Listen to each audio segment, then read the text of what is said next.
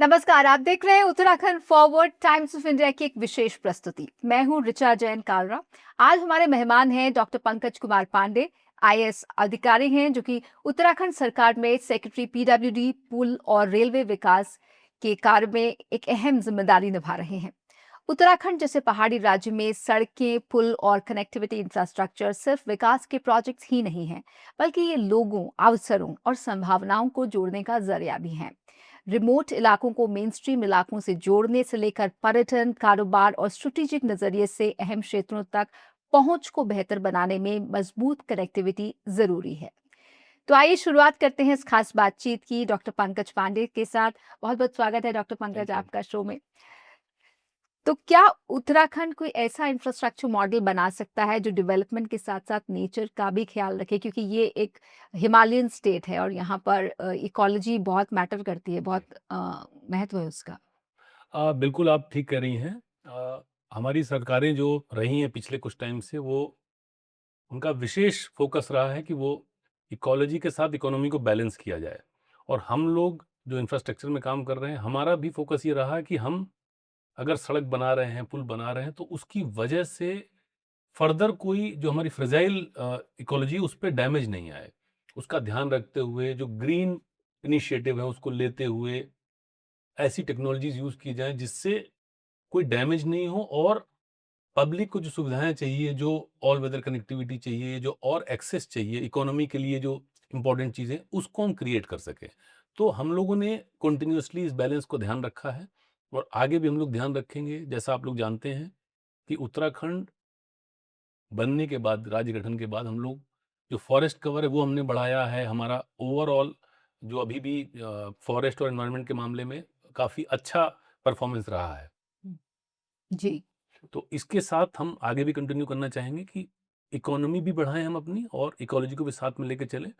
PWD specially काफ़ी सारे काम कर रहा है। हम लोगों ने पिछले 3-4 साल में कई सारी नई टेक्नोलॉजी यूज़ करी हैं।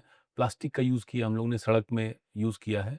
इसके अलावा एफडीआर एक टेक्नोलॉजी हमने यूज़ की है। पूरी जो सड़क होती है, पूरी सड़क का जो क्रस्ट है, वो सारा चीज़, पूरा मटेरियल लेके रिसाइकिल करके दोबारा उसको ले करने की बात है। जहाँ पे माइनर क्रैक्स वगैरह आ रहे हैं, उस पे नई मटेरियल यूज़ करके लगाने से, क्योंकि हीट बढ़ती है, कार्बन हम्म, कार्बन फुटप्रिंट बढ़ते हैं, तो उसको भी हम लोगों ने हम्म, micro surfacing, thin layer thin white topping करके कहीं पे यूज़ किया है कि जो ड्यूरेबल हो, लॉन्ग टर्म हो, कार्बन फुटप्रिंट कम कर सकें, ग्रीन टेक्नोलॉजी यूज़ करके। ये सब यूज़ करके हम लोगों ने अर्बन और जो हमारे रिमोट एरिया, उनमें हमने काम किया है। और आगे भी हम लोग एक प्रोजेक्ट पे काम कर रहे हैं जिसमें क्लाइमेट सेंसिटिव, क्लाइमेट के साथ एक सिस्टम बना के अपने ब्रिजेस को अपग्रेड कर रहे हैं हम लोग। हम्म, उसमें हम लोग 235 ब्रिजेस हमने लिए हैं, जो एडीबी से हम लोग फंड करा रहे हैं। उसका हमने पूरा प्लान कर लिया है। तो पूरे जो स्टेट हाईवेज हैं हमारे, उनमें एक तरफ से लेकर फर्स्ट से लास्ट तक 2 तरीके का मेनली लोडिंग होता है ब्रिजेस में। जो हाईएस्ट लोडिंग है वो ए क्लास लोडिंग उसको कहते हैं हम लोग। डबल लेन का हाईएस्ट लोडिंग का मतलब 80 टन या उसके आसपास के ट्रक या उसके आसपास के व्हीकल उससे मूव कर सकते हैं उस ब्रिज पे। उसमें अपग्रेड करने जा रहे हैं। उससे फर्दर अभी छोटी-छोटी गाड़ियाँ जाती हैं, बहुत सारी गाड़ियाँ हैं, बहुत सारा ट्रैफ़िक है, बहुत सारा धुआँ हो रहा है या तमाम चीज़ें हो रही हैं। तो उसमें जब हमारा हायर लोडिंग का ब्रिज होगा, तो बड़ी गाड़ी हम ले जा सकते हैं, बड़े चीज़ें एक बार में ट्रांसफ़र कर सकते हैं, ज़्यादा लॉजिस्टिक कॉस्ट घटा सकते हैं अपनी, फ़ास्ट मूवमेंट करा सकते हैं। तो उस पे भी हम लोग काम कर रहे हैं, और इस साल उम्मीद है कि वो हम लोग उसको साइन कर लेंगे लोन को, और फिर उसके बाद कंस्ट्रक्शन शुरू करेंगे। हमारा टाइमलाइन हम लोग ने 5 साल रखा है। 5 साल में 235 ब्रिजेज़ अपग्रेड करेंगे। इसके अलावा कुछ हम लोग लैंडस्लाइड ट्रीटमेंट भी करने जा रहे हैं, जहाँ पे कंटीन्यूअस स्लाइड आ रहा है, जो हमारी रोड को ऑब्स्ट्रक्ट कर रहा है क्योंकि बार-बार। बहुत सारे रोड एक्सीडेंट्स, लैंडस्लाइड्स एक्चुअली के चलते भी होते एक्चुअली हैं। जी। जी। तो हम लोग का टारगेट ये है कि हम उत्तराखंड के हर एक विलेज को, हर एक एरिया को, जो इकोनॉमिक हॉटस्पॉट है हमारे, जहाँ पे टूरिस्ट जाते हम्म, हैं, उनको ऑल वेदर कनेक्टिविटी प्रोवाइड करें।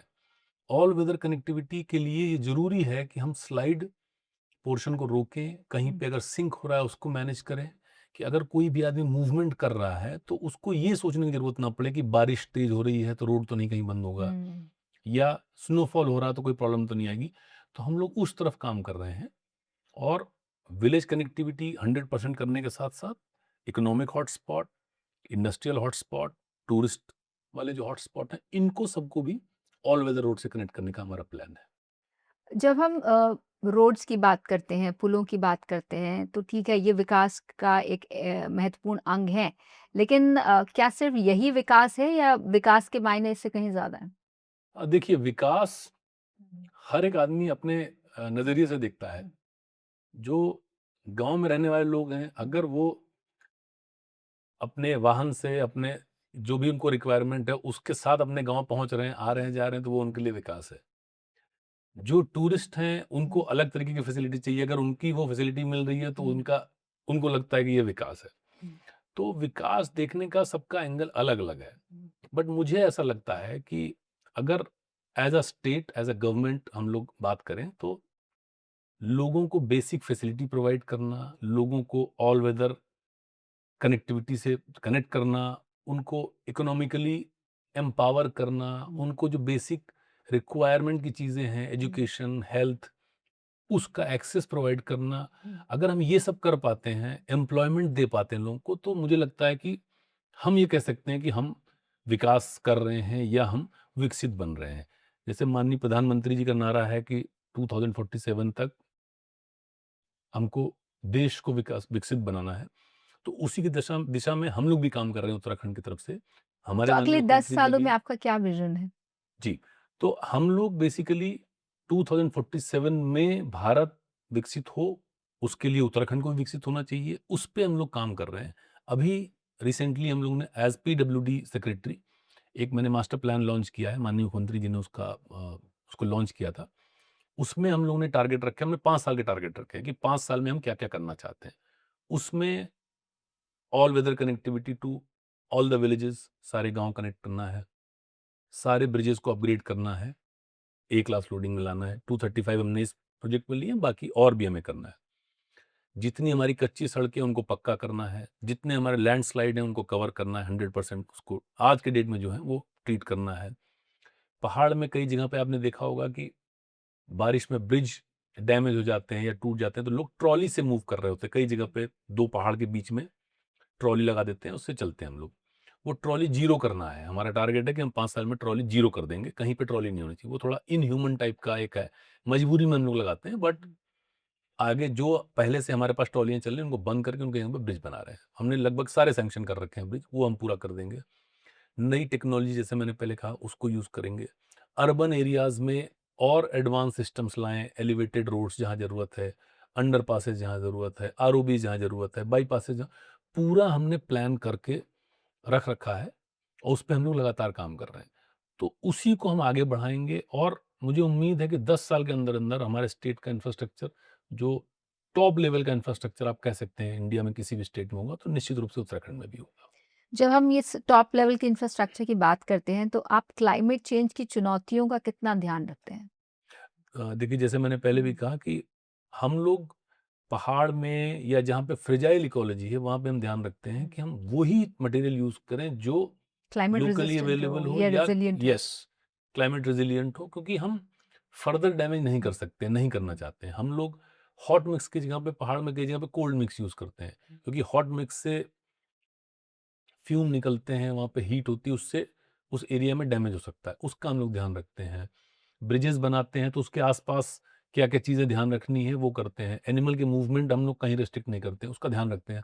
फॉरेस्ट के साथ हम टाई अप करते हैं कि जो छोटे-छोटे एनिमल्स हैं, जैसा अभी आपने देखा होगा जो देहरादून दिल्ली बना है, उसमें भी हम लोगों ने फॉरेस्ट का 12 किलोमीटर का एलिवेटेड बनाया गया है।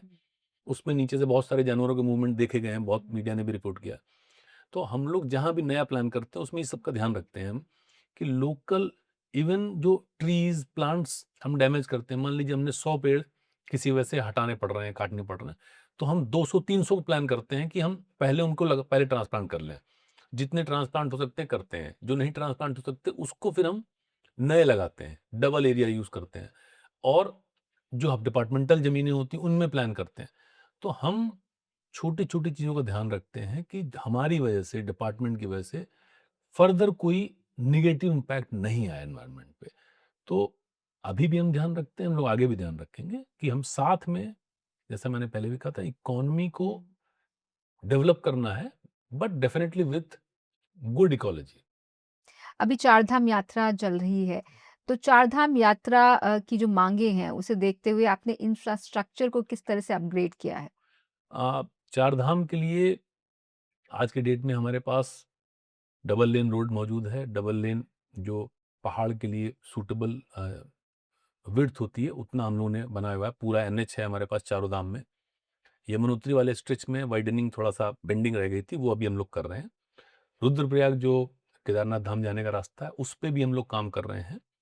इसके अलावा अल्टरनेटिव रूट्स जो स्टेट की तरफ से हम लोग बनाते हैं, या जो बाईपासेस है जहाँ पे ट्रैफिक लिमिट से ज़्यादा जा रहा है, उसके लिए अल्टरनेटिव प्लान किए जा रहे हैं कि वो यानी आगे चल आने के वाले समय में चारधाम यात्रा के मल्टीपल रूट्स हो सकते हैं। डेफिनेटली अभी जो रूट हैं उनको हम वाइड कर रहे हैं। और अगर, क्योंकि ट्रैफिक हम लोग जो काम करते हैं वो कोड हमारे जो है कोड पे करते हैं कि कितने ट्रैफिक के बाद हमें डबल लेन करना है, कितने ट्रैफिक के बाद हमें फोर लेन करना है, कितने के बाद उसके आगे जाना है। पहाड़ में फोर लेन करना इकोलॉजी को डैमेज करने के बराबर हुआ, तो हम फोर लेन इसलिए नहीं करते, हम अवॉइड करते हैं। पहाड़ में डबल लेन, अगर डबल लेन से ज़्यादा ट्रैफिक आएगा तो ऑल्टरनेटिव रूट्स या टनल या नया रूट या कुछ और, तो उस पे भी हम लोग काम कर रहे हैं। तो जिस-जिस रूट पे हम देख रहे हैं कि आने वाले 4-5 साल में ट्रैफिक बढ़ सकता है, जैसे केदारनाथ धाम में बहुत ज़्यादा ट्रैफिक आ रहा है आजकल, तो केदारनाथ धाम का अल्टरनेटिव रूट पे हम लोग ऑलरेडी प्लान करना शुरू कर दिया।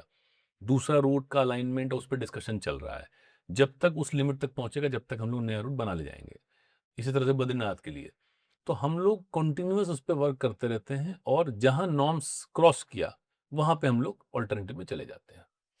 तो क्या आने वाले समय में उत्तराखंड एक ग्लोबल धार्मिक पर्यटन का मॉडल दे सकता है?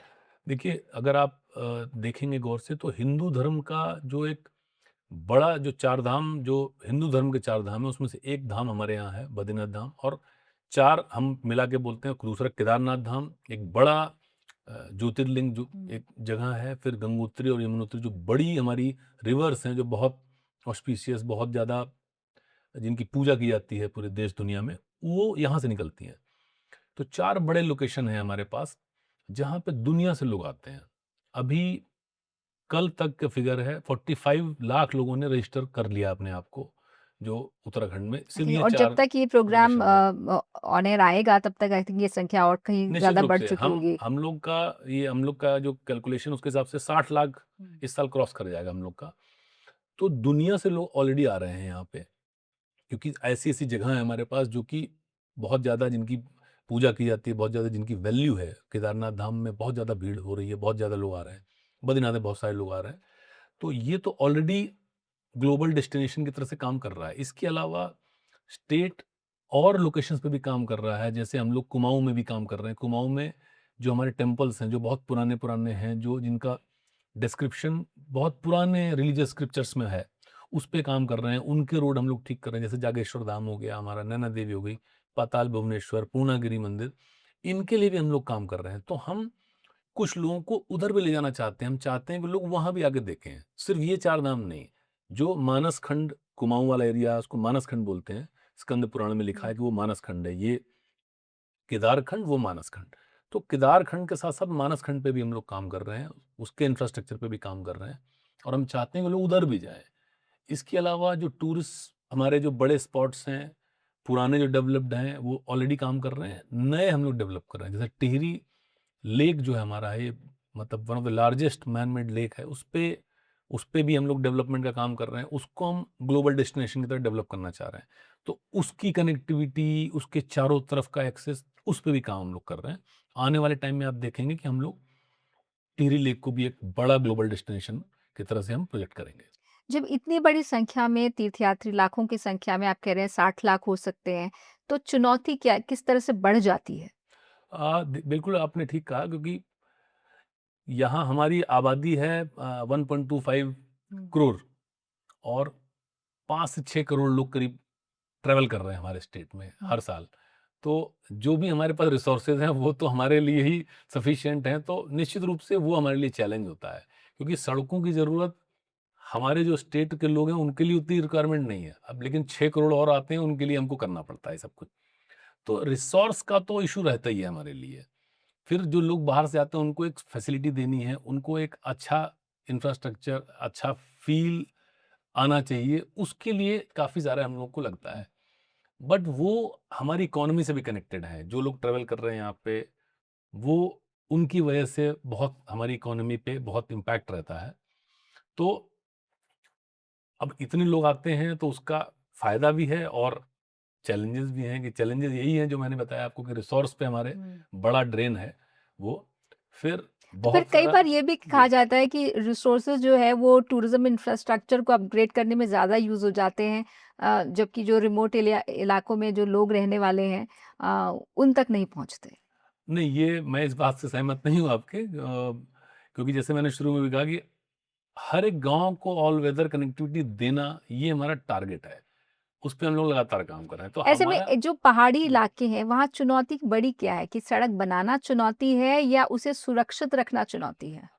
देखिए, बनाना भी चुनौती है और सुरक्षित रखना भी चुनौती है, क्योंकि जैसा हम लोग बात कर रहे हैं, इसमें क्लाइमेट, इकोलॉजी को ध्यान में रखते हुए प्लान करना बहुत बड़ा काम है।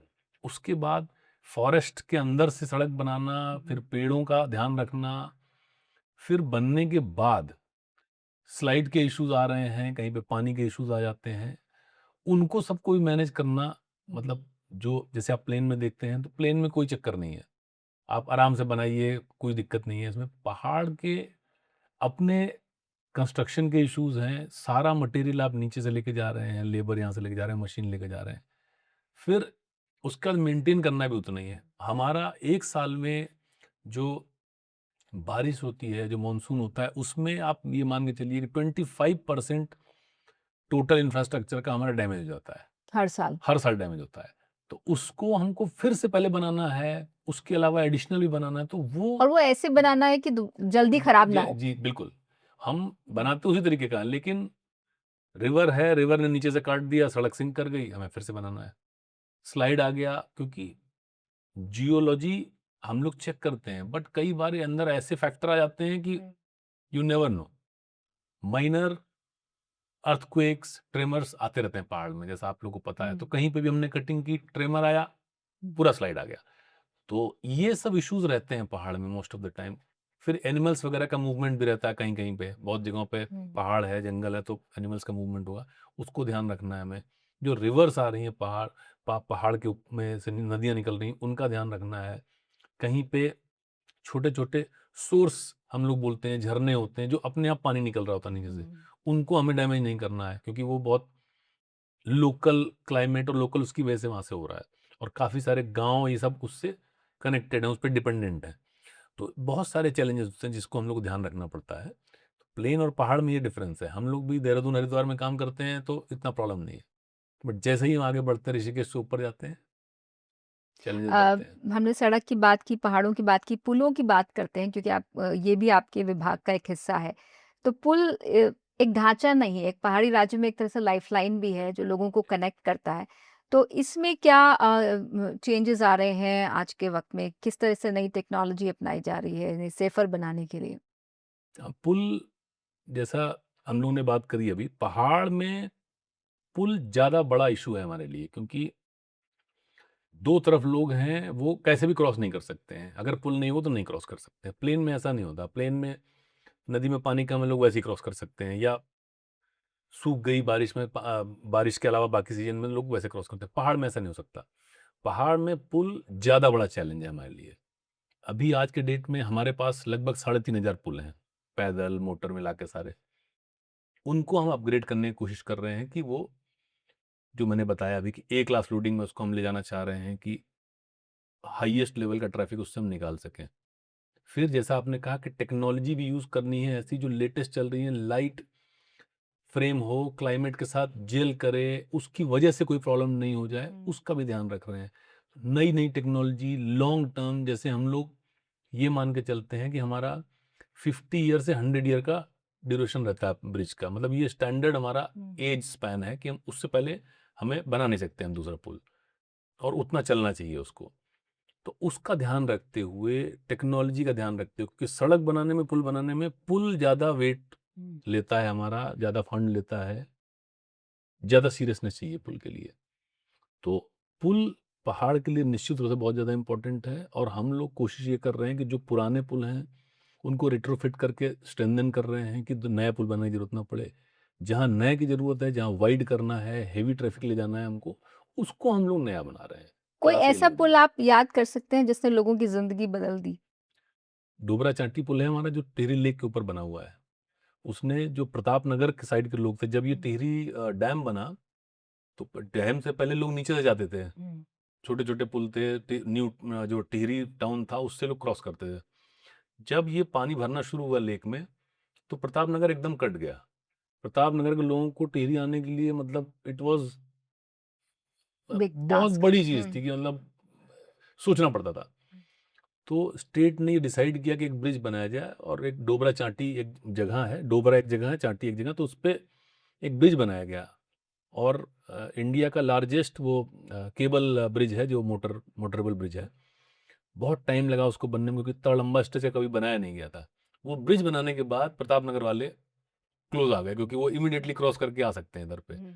वहाँ से new Tehri I think 6-7 kilometre है जहाँ से ब्रिज है वो, तो आराम से आ सकते हैं। तो वो एक मेजर चेंज उसने लाया। एक हम अभी यहाँ बना रहे हैं, सिंगटाली में हमने सैंक्शन किया अभी वो टिहरी साइड और पौड़ी साइड को जोड़ रहा है। उसके नीचे और ऊपर 30, 40 किलोमीटर दूर पे पुल है। वो बनने के बाद भी हम एक बड़े उसमें आ जाएँगे कि उधर वाला पूरा एरिया डेवलप कर सकते हैं हम लोग। तो ब्रिज से पूरे एरिया में एक नए तरीके का डेवलपमेंट आता है। चलिए रोपवेज़ की भी बात करते हैं। रोपवेज़ पर भी उत्तराखंड में काम चल रहा है, तो क्या ये एक ट्रांसपोर्ट का बेहतर मॉडल हो सकता है? क्योंकि रश इतना बढ़ रहा है, जैसा आपने कहा कि 6 करोड़ टूरिस्ट आते हैं इससे बहुत कम तो यहाँ की आबादी है। तो क्या ये आने वाले समय में एक फ्यूचर मोड ऑफ ट्रांसपोर्ट होगा?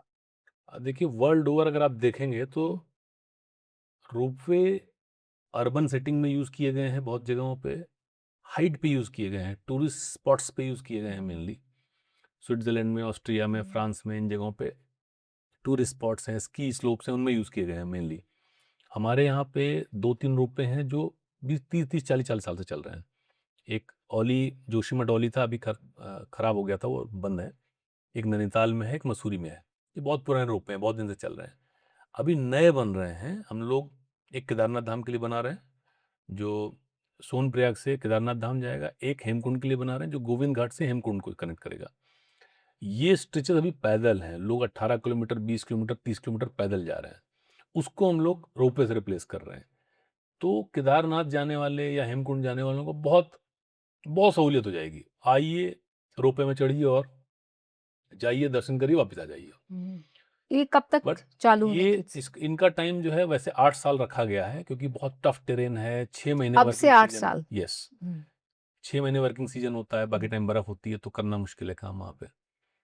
पहुँचाना मुश्किल है, मशीनरी वगैरह पहुँचाना मुश्किल है, तो 8 साल रखा गया, उसके हिसाब से करेंगे।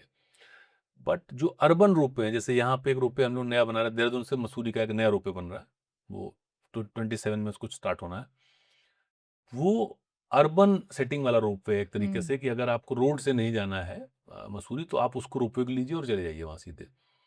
ऐसे अर्बन सेटिंग में और रोपवे ट्राई किए जा रहे हैं, हम लोग डिस्कशन करते रहते हैं 3-4 लोकेशन पे और अभी सुरकंडा देवी में एक रोपवे चल रहा है, एक नीलकंठ महादेव के लिए एक प्लान किया गया है, हरिद्वार में 2 रोपवे, छोटे गंडोला वाले रोपवे चल रहे हैं, उनकी जगह पे बड़े रोपवे और प्लान्ड हैं, मनसा देवी, चंडी देवी के, जी। उसको भी हम लोग प्लान कर रहे हैं। तो अर्बन ट्रांसपोर्ट का एक एक तरीके से एक ऑल्टरनेटिव हो सकता है रोपवे अगर हम सही जगह पे बनाएं। हुँ। यूपी में बनारस में एक जगह पे बना है, हुँ। अभी पिछले साल तक चालू नहीं हुआ था, हो सकता है चालू हो गया हो। तो वो जहाँ पे स्पेस कम है अर्बन एरिया में, जहाँ पे गाड़ियाँ आप नहीं ले जा सकते हो, वहाँ के लिए रोपवे डेफिनेटली सूट करता है। और जैसा मैंने बताया पहाड़ के लिए कि पहाड़ में सड़क ले जाना मुश्किल है, ज़्यादा कॉस्ट है, ज़्यादा टाइम लग रहा है, तो उसमें आप पर ये रोपवे कितना बना सकते हैं। सेफ है? नहीं, रोपवे इज़ सेफ। हुँ। मैंने बहुत खुद स्टडी किया है, बहुत जगह पे मैं गया हुँ। हूँ और बहुत सारे कंपनी से बात की मैंने। रोपवे में सेफ्टी का बिल्कुल टॉप लेवल पे ध्यान रखा जाता है। रोपवे 2 स्टैंडर्ड पे चलते हैं। एक सेम स्टैंडर्ड है जो इंटरनेशनल स्टैंडर्ड है, हुँ। एक हमारा इंडिया का आईएसआई स्टैंडर्ड है। दोनों स्टैंडर्ड में सेफ्टी का बहुत ज़्यादा ध्यान रखा जाता है। रेस्क्यू कैसे करेंगे और डबल-डबल, ट्रिपल-ट्रिपल सेफ्टी की चीज़ें होती हैं कि एक अगर डैमेज होता है तो दूसरा होल्ड करेगा, दूसरा करता तो तीसरा होल्ड करेगा। There are lot of things. हुँ। टेक्नोलॉजी और वो उसमें ध्यान रखते हैं वो कि पब्लिक सेफ्टी नंबर 1 है, बाकी चीज़ उसके बाद है। तो तो क्या रोपवे इज़ ये सेफ। पर्यावरण के लिहाज से भी बेहतर है? बिल्कुल, क्योंकि जहाँ आप हुँ, रोपवे लेके जा रहे हैं, वहाँ पे गाड़ियाँ अगर आपने रोक दी हुँ, हैं, हुँ, तो उतना पॉल्यूशन घट जाएगा, उतना बाकी जो कार्बन हुँ, फुटप्रिंट की बात हम कर रहे थे, वो चीज़ें बेटर हो सकती हैं वहाँ पे। तो हुँ। पहाड़ के लिए या ऐसी जो फ्रेजाइल जगह हैं, वहाँ पे रोपवे इससे बहुत सूट कनेक्टिविटी करता भी है। बेहतर हो सकती बिल्कुल, है। बिल्कुल। हुँ, आप नंबर बढ़ा सकते हैं हुँ, उसमें, कैपेसिटी बढ़ा सकते हैं रोपवे की, और कि जितनी की आपको रिक्वायरमेंट उतना आप हुँ। कर सकते हैं। Can be done. जिस तरह से यहाँ लैंडस्लाइड्स अक्सर होती रहती हैं, फ्लैश फ्लड्स आते हैं जल्दी-जल्दी, तो उससे क्या लेसन्स, टेकअवेज़ मिले हैं राज्य को? अब देखिए फ्लैश फ्लड का तो क्योंकि पता नहीं रहता है, जैसे पहाड़ हुँ, में क्लाउड बर्स्ट बहुत फ्रीक्वेंट है। हुँ, पिछले साल अ, मसूरी रोड पूरा हमारा सहस्त्रधारा से लेके मसूरी रोड तक 6-7 जगह क्लाउड बर्स्ट हुआ, पूरा डैमेज हो गया, रोड वॉश आउट हो गया। वो हमारी टीम ने, पुल एक हमारा टूट गया। हमारी टीम ने 2 दिन के अंदर पूरा बना लिया था, पुल भी बना लिया और रोड भी क्लियर कर लिया था। बट बहुत इश्यूज़ आ गए, इकट्ठे क्लाउड बर्स्ट हुआ, बहुत नुकसान हो गया। तो क्लाउड बर्स्ट या सडन कहीं पे ज़्यादा बारिश हो जा रही है तो फ्लैश फ्लड आ जाता है। जो फुटहिल्स वाले एरिया जैसे देहरादून या हुँ। इसके पास-पास है, वो उसको उसके लिए बस हमको ये देखना है कि ड्रेनेज हमारा प्रॉपर रहे, जिससे कि पानी की निकासी फास्ट हो, तो दिक्कत नहीं आती है। रही स्लाइड की बात, तो स्लाइड में कई सारे रीज़न होते हैं। जैसा जियोलॉजी मैंने पहले बताया आपको कि जियोलॉजी की वजह से स्लाइड आ सकता है। गलत अगर कटिंग की गई है, रोड कटिंग अगर ओवरहैंग कर दिया आपने, उससे आ सकता है। और हेवी रेन्स और बाकी जो ट्रिमर्स वगैरह हैं, उनके फैक्टर्स हैं, कई सारे फैक्टर्स हैं। तो जो इम्पोर्टेंट रूट्स वगैरह हैं, उनमें तो हम लोग ट्रीटमेंट प्लान करते हैं, पहले से भी प्लान करते हैं। सीज़न में रोड ओपन रखने के लिए मशीनें प्लान करते हैं, हर साइड पे हमारी मशीनें होती हैं कि हम हुँ। पब्लिक को परेशानी नहीं हो, कैसे उसको हैंडल करें। जो क्रॉनिक लैंडस्लाइड है, उनके लिए फिर हम लोग फाइनल अपना कैसे ट्रीट करेंगे, कैसे उसको आगे बढ़ाएँगे, वो भी हम लोग करते हैं। जब हम पीडब्ल्यूडी की, रोपवेज़ की, सड़कों की बात करते हैं, तो टेक्नोलॉजी भी उसमें यूज़ होती है बड़े स्तर पर। तो कौन-सी आपको ऐसा लगता है टेक्नोलॉजी है जो वाक़ई आने वाले समय में गेम चेंजर हो सकती है? देखिए, सड़क बनाने में या ब्रिजेज़ या इसको, ये डे टू डे अपग्रेड होती रहती हुँ। है।